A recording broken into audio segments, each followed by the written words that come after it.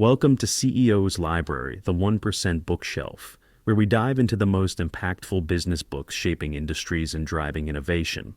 I'm your host, and today we're exploring a book that might just change the way you think about success and personal growth. Have you ever felt like you're your own worst enemy?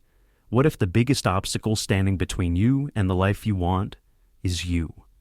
Today we're climbing The Mountain Is You by Brianna Wiest, a powerful guide to transforming self-sabotage into self-mastery. Let's start our journey with a story. Imagine Sarah, a talented marketing professional. She's been dreaming of starting her own agency for years. She's got the skills, the network, and even some potential clients lined up.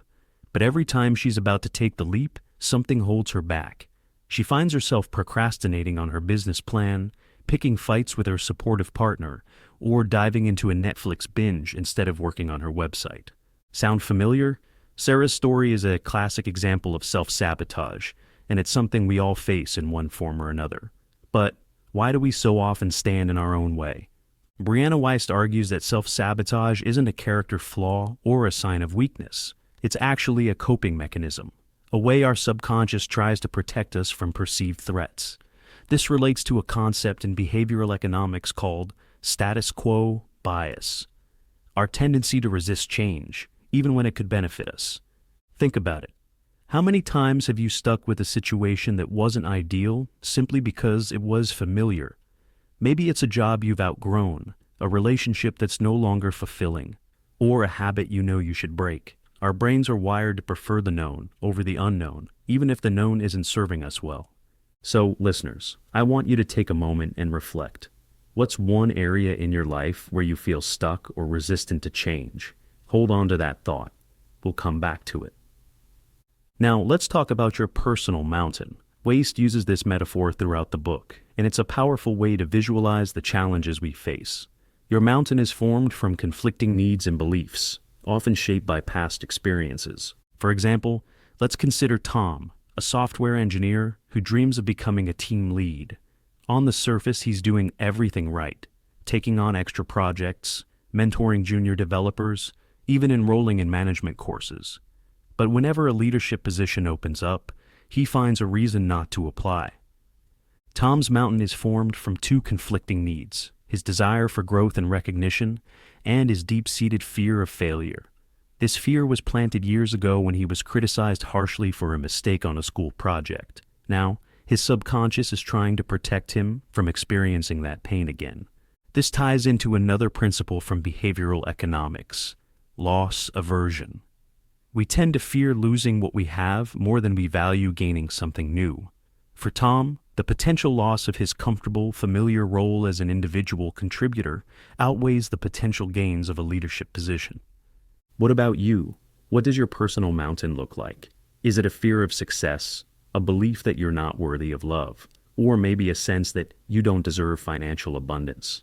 Understanding the shape of your mountain is the first step to climbing it. As we continue our ascent, let's talk about a crucial tool for the journey: emotional intelligence. Wiest emphasizes that developing our ability to understand and manage our emotions is key to overcoming self-sabotage. Consider the story of Maya, a talented artist who struggled with imposter syndrome. Whenever she received praise for her work, she'd immediately downplay her achievements or find flaws in her art. This pattern was holding her back from pursuing bigger opportunities and fully embracing her talent. Through therapy and mindfulness practices, Maya began to develop her emotional intelligence. She learned to recognize the anxiety that arose when she received compliments, and to sit with that discomfort instead of immediately reacting to it. Over time, she was able to accept praise more gracefully and even started to believe in her own abilities. This transformation relates to the affect heuristic in behavioral economics, the way our emotions influence our decisions. By becoming more aware of her emotional responses, Maya was able to make more rational choices about her career and self-promotion. So, listeners, I challenge you to pay attention to your emotional responses over the next week. When you feel resistance or discomfort, especially around your goals or dreams, try to sit with that feeling instead of immediately reacting. What does it tell you about your inner mountain? A fastidious. Now that we've identified our mountains and started to develop our emotional intelligence, let's talk strategies for the climb. Wiest offers several practical tools in her book, and I want to share a few key ones with you.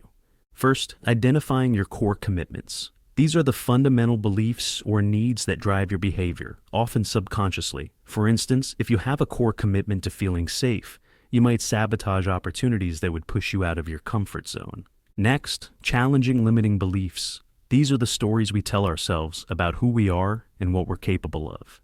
They often start with phrases like, "I'm not the kind of person who," or "I could never." Let's look at how this might play out in real life. Meet Alex, a middle manager who dreams of starting his own business. His core commitment is to financial security, which conflicts with his entrepreneurial aspirations. He also has a limiting belief that successful business owners are natural risk takers, and he doesn't see himself that way. To overcome these obstacles, Alex started by acknowledging his need for security and finding ways to address it, like building up a substantial savings cushion before leaving his job. He also challenged his limiting belief by researching successful entrepreneurs and realizing that many were actually calculated risk takers, not reckless gamblers. This approach taps into another behavioral economics concept: commitment devices. These are external mechanisms we can use to support our goals. In Alex's case, setting up an automatic transfer to his business fund savings account acted as a commitment device, making it easier for him to stick to his plan. Now, I want you to choose one strategy we've discussed: identifying core commitments, challenging limiting beliefs, or creating a commitment device, and commit to implementing it this week. Remember, climbing your mountain is a process, but with the right tools, it's absolutely achievable. As we reach the summit of our discussion, let's recap the key insights from our journey through The Mountain Is You. Self-sabotage is not a character flaw, but a coping mechanism we can learn to overcome. Our personal mountains are formed from conflicting needs and beliefs, often rooted in past experiences. Developing emotional intelligence is crucial for navigating our inner landscape and overcoming self-sabotage. Practical strategies like identifying core commitments, challenging limiting beliefs, and using commitment devices can help us climb our mountains. Remember, transforming self-sabotage into self-mastery is a journey, not a destination. It takes time, patience, and practice. But the view from the top, a life of authenticity, purpose, and fulfillment, is well worth the climb. If you found value in today's discussion, I highly encourage you to read the full version of The Mountain Is You by Brianna Wiest. It's packed with even more insights, exercises, and strategies to help you overcome self-sabotage and reach your full potential. You can find a link to purchase the book in text or audiobook format in the episode description below. Remember, every book we discuss on CEO's Library has been carefully selected to help you think bigger, lead better, and transform your business and life.